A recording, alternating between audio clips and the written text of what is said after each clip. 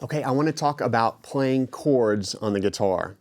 A chord, the simplest definition, is two or more notes that are played at the same time. And chords are really the building blocks of songs. So when we're talking about guitar essentials, it really starts here. And I want to illustrate this by playing the chord that I play probably more than any other chord, which is a G chord. And here's also a chance for us to discuss how to play chords properly. You really want your fingers close to the fret. Okay, so you don't want it behind here. The frets are these metal bars here. You don't want your middle finger in the middle or kind of back here. Get it snug, tied up to that metal strip there called a fret. Okay, and then you're going to take your index finger and put it right here on this second fret, what we call the second fret or the second space. That already, if you've just started playing guitar, that's going to feel a little awkward. If it feels weird, that probably means you're actually doing it correctly. So you're getting your fingers really close to those metal bars or frets. You're pushing down strongly, so it'll be a little uncomfortable on your fingertips. And then we're going to skip these next two strings after that, okay? And then what we're going to do on these last two strings, you're going to have your ring finger on the third space, the third fret, and then your pinky is going to be on this last string, also on the third fret. So again, if you're playing this chord correctly, it's going to feel really weird if you've never played guitar before. And this is actually not the easiest chord you could play on the guitar, but I just want to show you it now because it's probably the most common chord that you're going to play on the guitar. I play this more than any other. So if you try your hand at this and you're really not getting it to work, don't worry about it. You're in common company as far as beginner guitarists go, and there are plenty of steps we can take that will lead you up to this, to where you can play it more confidently in the future. But I at least wanted to show you that. That's the most common chord I play. It's this G chord, and it sounds like this when you strum it. The other thing I want to talk about in relation to this is how to read chord diagrams. Chord diagrams are really kind of just pictures of the guitar neck, and it makes it really easy for us to find where our fingers go in order to play whatever chord we're trying to play. So really, when you're looking at a chord diagram, it's like you're looking at the guitar like this, right? And on the chord diagram, every line represents a string. So in our version, which is kind of vertical, you'll have this string being represented by the leftmost line on your chord diagram.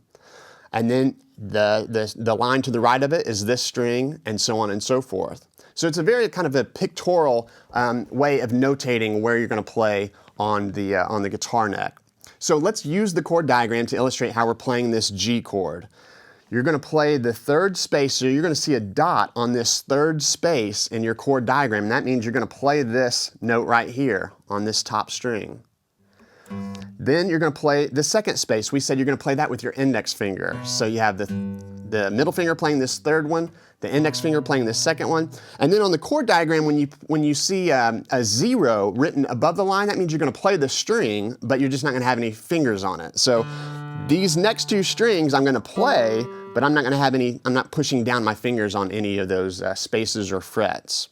And then finally, the last two strings, you will see a dot on the third space of those two lines on your chord diagram. You'll see a dot on the third space for this string, and then the dot on the third space for this string. And so I can combine all of those, and then I will have my G chord. So those guitar diagrams, those chord diagrams are really, really helpful. Eventually you'll get to the place where you see it and you immediately know how to play it. It gets easier and easier the more you look at it, but it's really nice right out of the box. You can more or less get it pretty quickly. So that's my favorite chord. I want to give you, just kind of as a bonus, another version of that G chord that I love playing. Sometimes I will substitute it for this normal G or the regular G. It's called a G add 9, and it's actually easier to play than the G. Let's use this to illustrate the chord diagram once again. Take your middle finger, and it's going to be in the same spot that it was for the original G on this third space. I'm going to actually mute the string right below it. This is our A string. I'm going to mute that. The way I mute that is by kind of resting my middle finger, so the back of my middle finger kind of brushes up against that A string. And so you get that kind of thud.